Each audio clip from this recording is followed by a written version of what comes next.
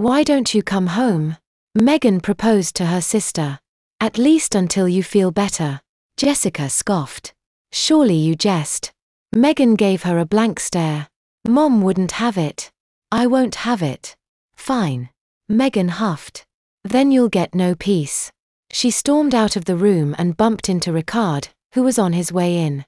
How is she? He asked. Stubborn, Megan replied and went to track down her parents. Nancy and Drew seemed to be in the middle of a heated debate when Megan interrupted. What is it? Drew asked with slight annoyance. Megan took a deep breath. Sometimes, she hated being in the middle of everything. Like it or not, however, she was the peacemaker. I was thinking, maybe, Jess could, stay with us while she recovers. Nancy scoffed. At least Megan knew where Jess got that from. I'm sorry, she said. But I just don't see that happening. Megan rolled her eyes. Fine. If you guys want to go on fighting until you're on your deathbed, that's your business. I give up. For the second time in less than 10 minutes, she stormed away. This time, she went about finding her siblings. She told them of her idea and they agreed that it was a good one. They are both so stubborn, Carrie remarked about Jessica and their mother. I hope I don't turn out like that. Face it, Megan told her. We're doomed. It's in the genes. What genes? Stephen asked. Not genes, genes, Carrie explained. What genes? Stephen repeated. Megan sighed. This could go on all night. I guess I should go say goodbye, she reasoned, disappointed in her inability to reach a consensus. A strange thing happened when Megan checked in on her sister for the final time. She had seen the light. I've reviewed your proposal, she said. And, upon due consideration, I accept. What made you change your mind? Oh, lots of things. Rick smothering me, Mom having the satisfaction of being able to keep me at bay, wanting to see more of you guys, I suppose. Megan smiled. Maybe she hadn't failed after all. Then again, the jury was still out. She still had to convince Nancy. Fortunately, Drew was on her side. Well, she conceded. I suppose it doesn't do anyone any good to continue to harbor this silly grudge. She will, of course, have to obey the rules of the house. Of course, Drew said with a knowing wink. Wouldn't have it any other way.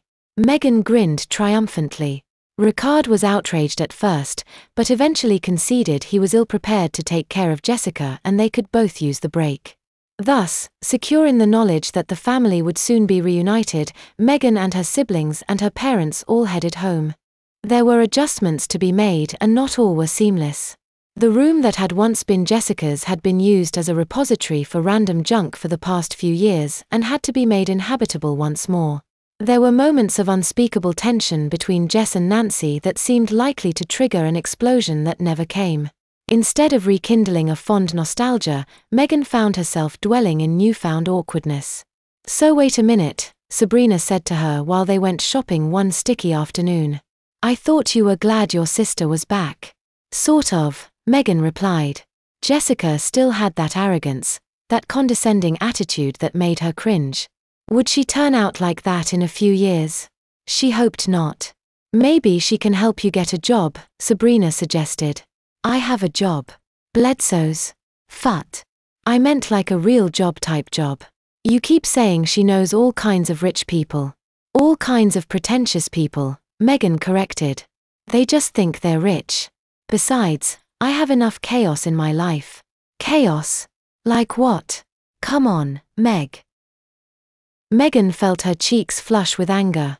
How dare she? She didn't have a clue, a single solitary clue what these last few weeks had been like. Then again, whose fault was that? Yeah, she replied dryly. Maybe you're right. Maybe she was, although it seemed less and less likely. The summer that never seemed to settle down seemed even less likely to end on a high note. Goddamn kids. Vern shouted.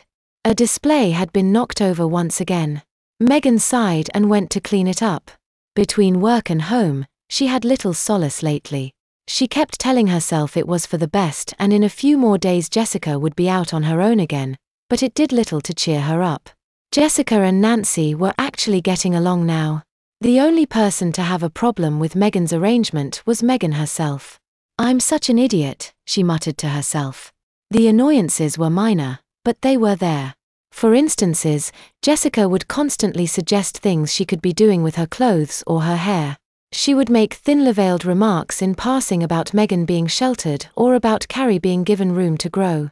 Megan was getting sick of it. "Just a few more days," she told herself, "just a few more days." "I have an announcement to make," Josh said to his underlings when the day was at its end. "As you all know, I have always had a great love for the theater. I always told myself, if things had turned out differently, I could have been an actor. Well, the other day, I realized things can turn out differently. With that in mind, I shall be taking a brief hiatus to go audition." Raoul started to cackle uncontrollably. You wanna be an actor, man? No offense, but you've got to have style. Either that or be totally ripped, and you aren't either. I think you should go for it, Natalie urged. Just be careful how you tell Vern. He's likely to flip out. When is he not? Josh remarked. Just out of curiosity, Megan asked. What brought this on? Josh chuckled. Funny you should ask. You see, your sister stopped in here the other day and we had a wonderfully productive conversation. Megan scowled. Oh, that is it, she exclaimed. She stormed out of the pharmacy, determined to head home and give Jessica a piece of her mind. Nothing could stop her from doing it. Nothing except for Ron. She spotted his car parked in front of the sandwich place. He had come to visit her. How sweet. Megan smiled. That almost everything better. Almost. As she walked up to greet him, however, she became cognizant of the fact that it actually made things worse. He was making out with another girl. A few steps closer and she could tell it wasn't just any other girl, but Megan Cole. It was just like high school. The other Meg had bested her once again. Megan A. ran towards the car full steam ahead. She was going to give Ron hell. B. decided to go home and sleep. Fuck him. He wasn't worth it. She hurt, yes, but she'd been hurting anyway and just didn't have the strength to deal with it anymore.